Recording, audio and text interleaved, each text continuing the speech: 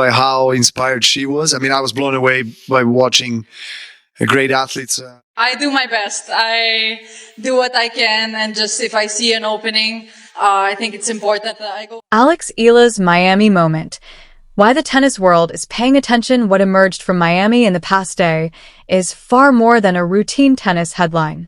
It's a statement about power, recognition, and a fundamental shift in professional women's tennis, one the establishment spent the past year trying to minimize and can no longer ignore. Miami Open Tournament director James Blake confirmed it on camera for Tennis Channel. Without hesitation, Alex Eala will receive VIP arrival treatment at the 2026 Miami Open, with placement on center court, the tournament's biggest and most prestigious stage. The reaction across the tennis world has been one of collective shock. Here's why it matters. This is the same tournament where, exactly 1 year ago, a 19-year-old ranked 140th entered on a wild card and eliminated Ostapenko, then Keys, then world number 2 Swiatek in the quarterfinals.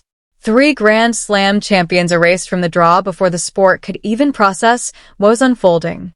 Now she's back, ranked 32nd, projected to climb to 28th when Monday's official WTA rankings are released, and sitting on 390 expiring points that make every match in Florida a career-defining opportunity. How a wild card became a main stage attraction. To understand why Blake made this call, you need to revisit where this story began, because what happened at Hard Rock Stadium in 2025 wasn't merely an impressive tournament run. It was the moment professional tennis realized it had completely misjudged someone. March 2025. Eala enters the Miami Open ranked 141st. Her career tour-level record stood at 2 wins and 14 losses. She had never strung together back-to-back victories at tour level. The Miami Open extended her a wild card, essentially a courtesy invitation into a 74-player draw loaded with Grand Slam champions, former world number 1s, and seasoned veterans. Almost no one outside the Filipino tennis community gave her a realistic chance of advancing past the opening round. What followed rewrote the tournament's record books. Her first-round match against Katie Volinets ended 6-3, 7-6. Composed, controlled, a signal in retrospect that something exceptional had entered the building. Then came Jelena Ostapenko in the round of 64, the 2017 French Open champion, a player renowned for overwhelming opponents rather than being outplayed by them. Eala fell behind 0-4 in the opening set. The match appeared finished before it had truly begun. She recovered to win 7-6, 7-5. That result alone should have stopped the tennis world cold. It didn't receive the attention it deserved, because what came next made everything prior look like a warm-up. Madison Keys, the reigning 2025 Australian Open champion and world number 5, stepped onto court next. Eala defeated her 6-4, 6-2. Not a close escape. A clinical, dominant straight sets victory over one of the sport's elite players. The margin wasn't just in the scoreline, it was in the manner. Eala dictated play from the baseline, deploying a flat, penetrating forehand with pinpoint accuracy that far more experienced players struggle to replicate under tournament pressure.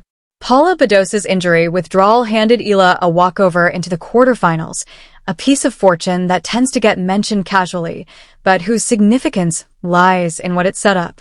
The most stunning result the Miami Open had produced in years. Iga Swiatek, world number 2.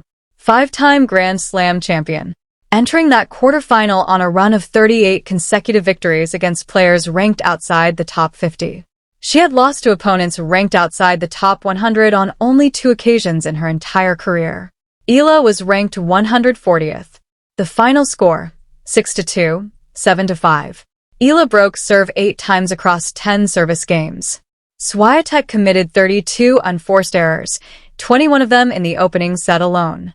Eala earned 43 of her 77 total points directly off the return of serve, executing an aggressive, suffocating game plan her coaching team had crafted specifically for that match.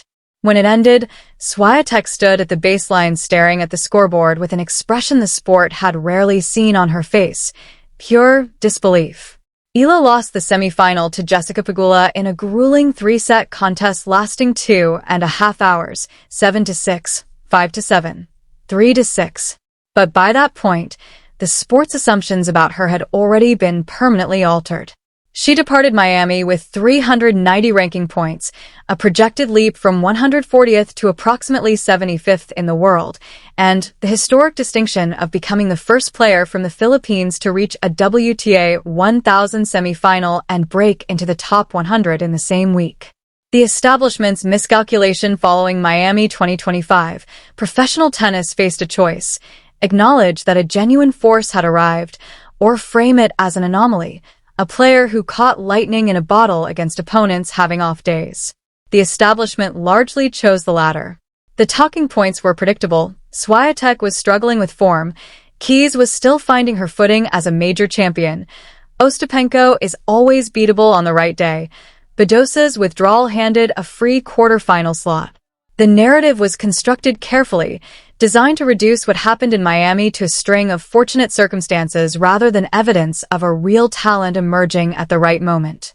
Eala then spent the remainder of 2025 systematically dismantling that narrative, result by result.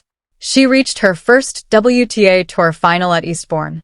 She won her first WTA 125 title in Guadalajara. She made her Grand Slam main draw debut. She finished the year ranked 50th, a climb of more than 100 places in a single season. At 19 years old, the anomaly theory did not survive contact with the evidence. 2026, building something new heading into the season, Eala wasn't coasting on Miami momentum. She was constructing something independent of it.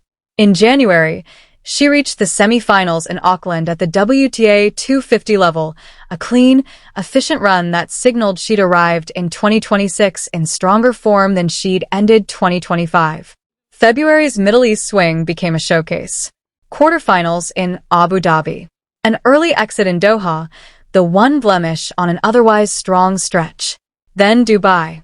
At the Dubai Tennis Championships, a WTA 1000 event, Eala defeated world number 7 Jasmine Paolini in the round of 32, her first top 10 victory of 2026.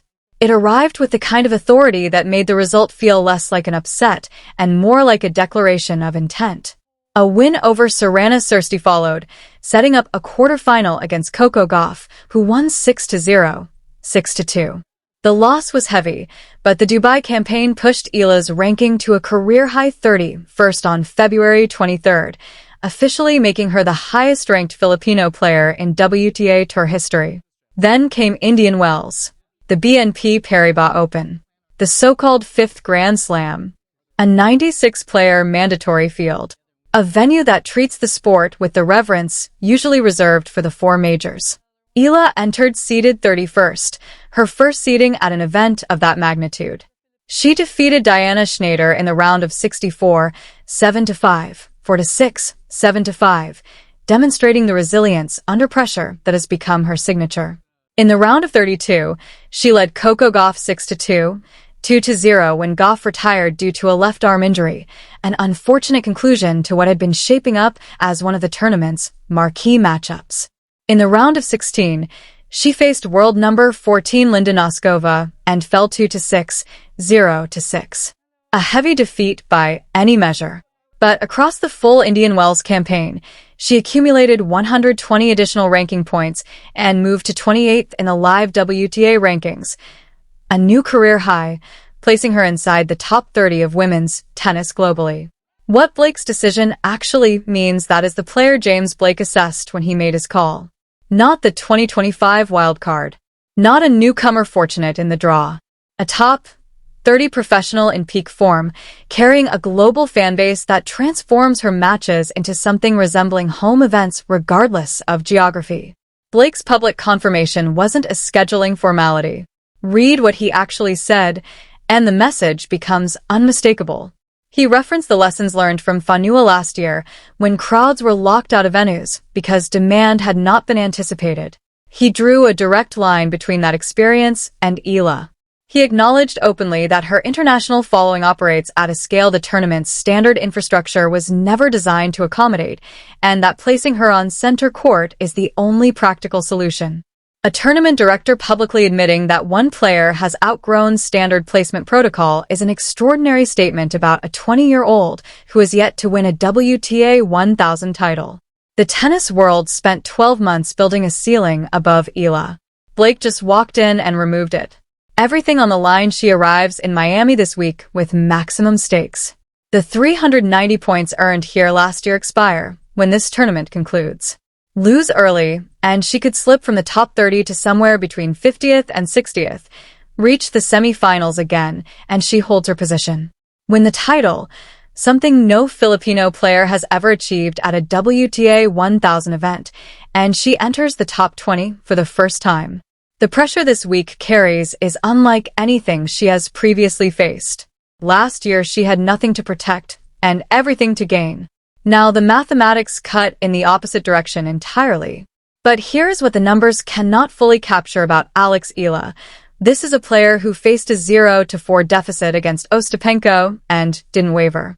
Who walked onto court against the world number 2 as a 140th ranked wildcard and played the defining match of her young career. Who told the press after Indian Wells that it doesn't matter whether she wins Miami or exits in the first round, because she knows she belongs at this level now, and no single result changes that. James Blake gave her the main stage. The ranking points created the stakes. Miami 2026 has given her the moment. Whether she seizes it or not, one thing is already beyond question. The tennis world will be watching every single point.